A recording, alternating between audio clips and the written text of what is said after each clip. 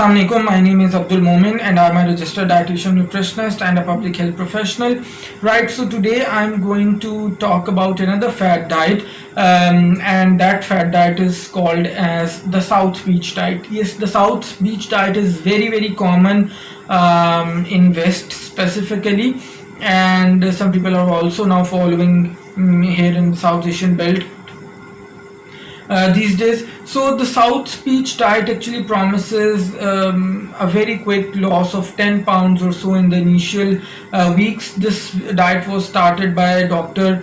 Arthur, and it was specifically focused on cardiovascular patients and also type 1 and type 2 diabetes mellitus patients. So what happens in South Beach diet is that South Beach diet is mainly focused on the increase in consumption of lean protein, moderate consumption, in fact somewhat reduced consumption of carbohydrates, and absolutely minimal consumption of saturated fats. So there are three phases to South Beach diet. The first phase is called initial stage, which comprises of 2 weeks. So they say that this particular phase is for the purpose of elimination of all types of sugar cravings.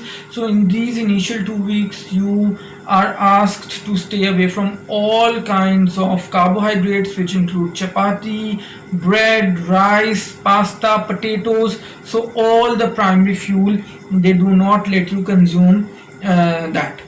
The second phase is called long-term weight loss stage, in which the major focus is on the consumption of whole grains and the consumption of fruits and vegetables.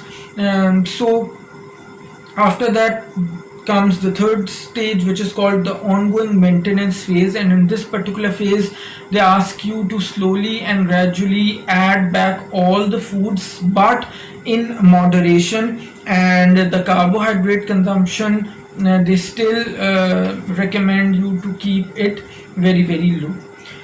Now there are quite a few problems associated with the South Beach diet. First of all, South Beach diet restricts the consumption of carbohydrates, and as you know, the primary fuel for the body for the production of energy is carbohydrates, and if we won't have carbohydrates, the body would be using fats for the breakdown of energy. Now when the body uses fats continuously for the breakdown of or production of energy, a process called ketosis starts in our body.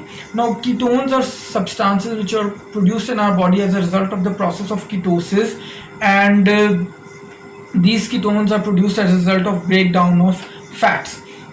These ketones, the continuous production of these ketones is definitely not beneficial for us, and it can lead to headache, nausea, dizziness, fatigue. Mental fatigue is also very common, because as you already know, our brain requires energy for its proper functioning, and that energy only comes from glucose. Yes, the brain can only derive energy from glucose, and as you have already seen that in South Beach diet we restrict the consumption of glucose or carbohydrates. So that means that the brain would have no source of getting energy from anywhere. So that is definitely not recommended, and that is not good for the health of brain as well. So all in all, South Beach diet is not good for our health. What is good for our health is the consumption of a balanced diet.